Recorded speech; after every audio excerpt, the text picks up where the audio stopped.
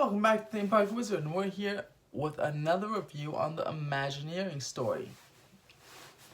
Um, the Imagineering story premiered last week,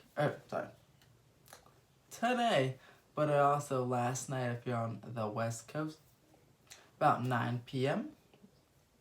It's funny though because it wasn't available on my laptop, but it was available on my phone.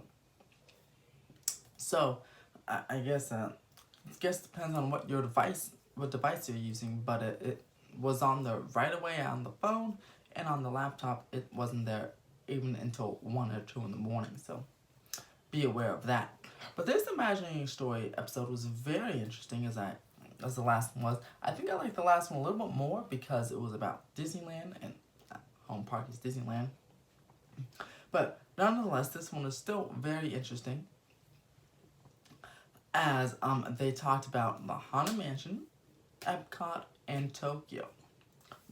The first segment, first 20 minutes or so, we're talking about the Haunted Mansion. The second 20 minutes was talking about Epcot, and the third 20 minutes, or Magic Kingdom and the Epcot. Third 20 minutes is talking about Tokyo Disneyland, which is very interesting. So we're on the Haunted Mansion. I guess they were talking about how it was Walt's dream project, one of Walt's dreams project, and he wanted to do it wanted to open it way before it actually opened. I mean, as most of you know, it was sitting there vacant for years, but even before then, he wanted to build and open it. But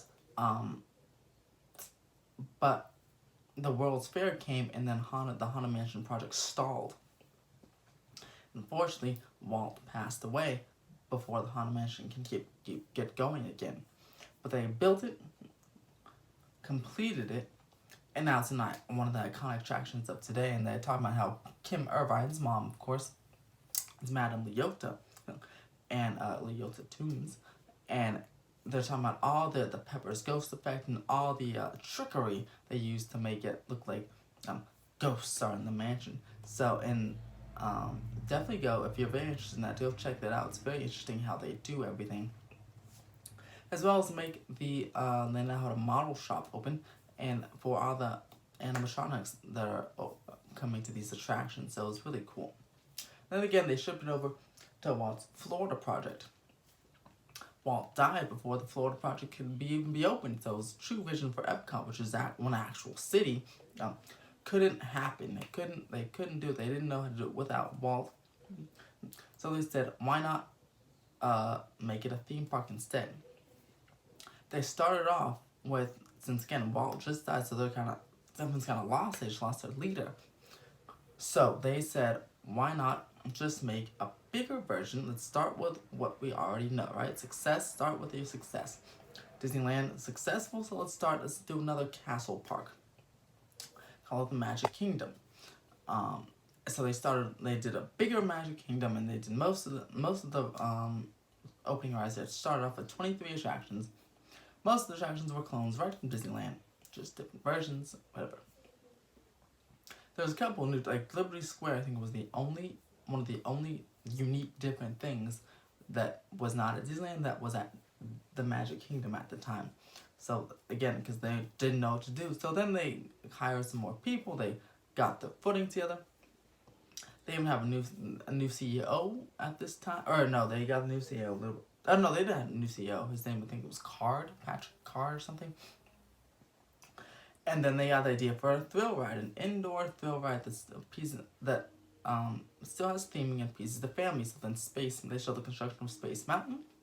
It's funny though, because they talked about Space Mountain over at Disney World first, but the versions that they show are the Disneyland versions. You can tell by the rocket and the fact that it's a single track versus the double tracks that Disney World has. So I found that one to be very interesting, because they show literally show the outskirts of Disney World Space Mountain, but then inside the interior show Disneyland Space Mountain, which is quite found that kind of odd, but I was like, that's cool.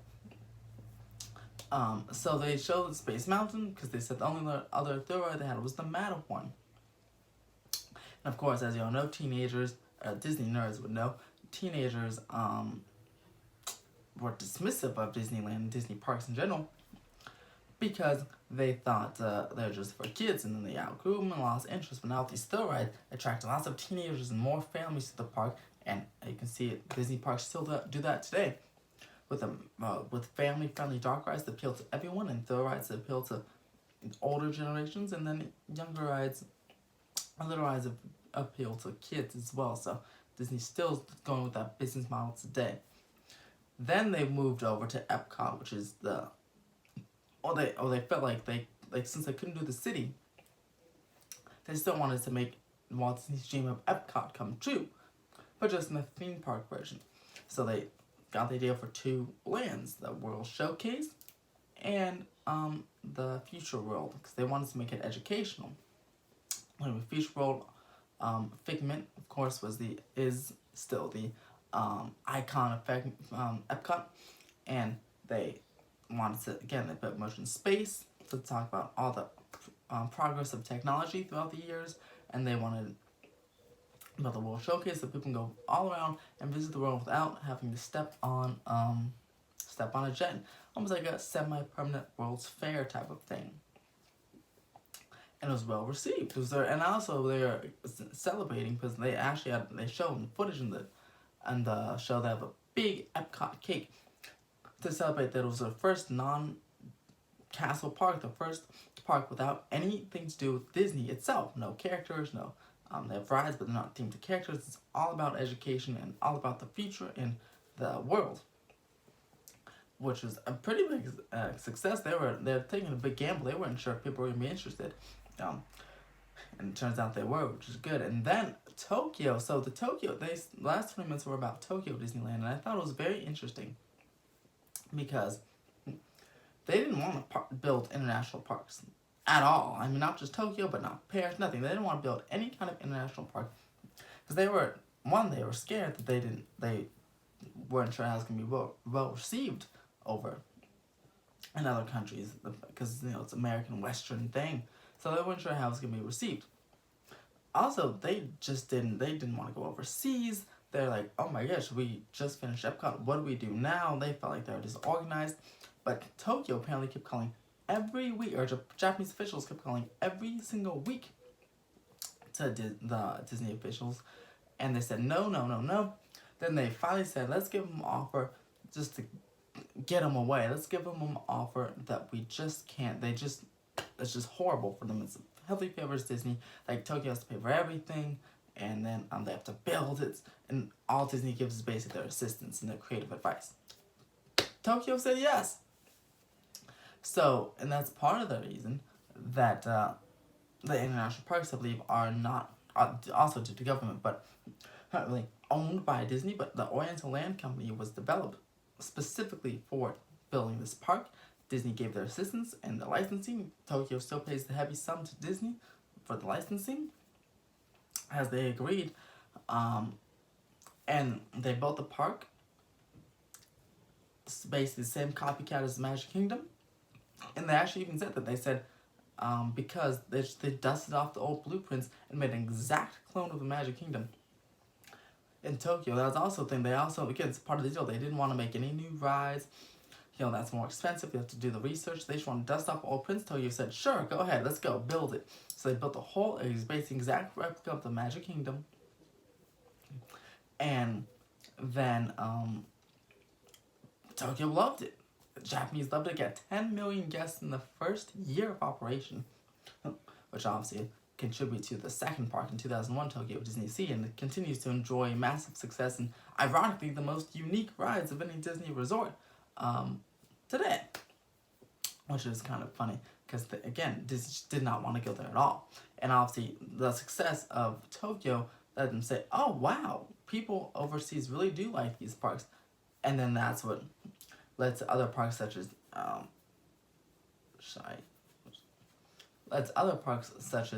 Paris, Hong Kong, and now Shanghai. So it's really interesting how the Oriental Land Company developed and how they really, because I didn't know, I thought they wanted to expand overseas, but the fact that they did not want to go international at all, it's kind of surprising to me, and I learned something new. Then a new CEO came in, Ron Howard, I think.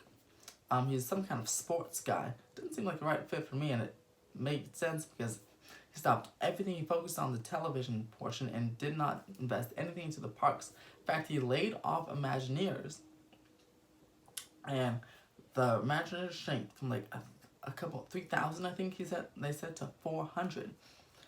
They closed the model shop. They combined the model shop and the studio portion and said, go build your animatronics in our studio, in our Disney studios here. And they're obviously that wasn't gonna work because how could you do that? They're just laying off people, like 100 people every week apparently, which kind of sucks in some very scary times for the Disney company. And that's actually where the episode ended. So next week should pick up on how probably new CEO like Paul Pressler, Michael Eisner came in, revitalized the parks, added new parks, and really got the Disney company up and running. In the probably future episodes will introduce Bob Iger and how he really got the Disney company, saved it by getting up and running and getting all these acquisitions from Pixar to Star Wars to Marvel, and potentially even opening, they'll probably talk about opening Shanghai and Galaxy's Edge. Comment below though, do you like the Imagineering story so far? Did you like episode 1 or 2 better? Also, please like this video, give it a big thumbs up to help support it, and click the notification bell and click the subscribe button for if you want my review on the remaining Imagineering story episodes. They come out every Friday, so expect a review every single Friday. And also, I'll be at Disneyland tomorrow, so click that notification bell for updates on the Disneyland parks all next week with my Disneyland special holiday week as well. Please comment below the timestamp that the Theme Park Wizard logo came up for a chance to win a Theme Park Wizard pin. And as always, have a fantastic, magical day, and look for my Mandalorian review coming up in a few days.